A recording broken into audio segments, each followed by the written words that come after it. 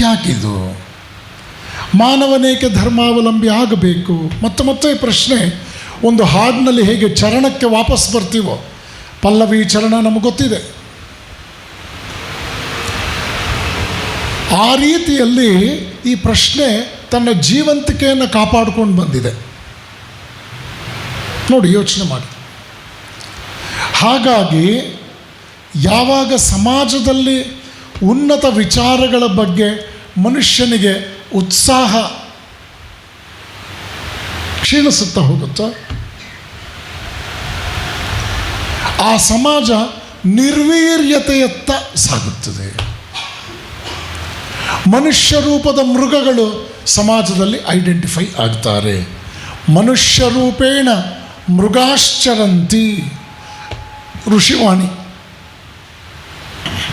ಹತ್ತಾರು ರೀತಿಯಲ್ಲಿ ನಮ್ಮ ಪರಂಪರೆ ಮನುಷ್ಯನನ್ನು ಧರ್ಮಾವಲಂಬಿ ಆಗಬೇಕು ಅಂತ ಎಚ್ಚರಿಸಿದೆ.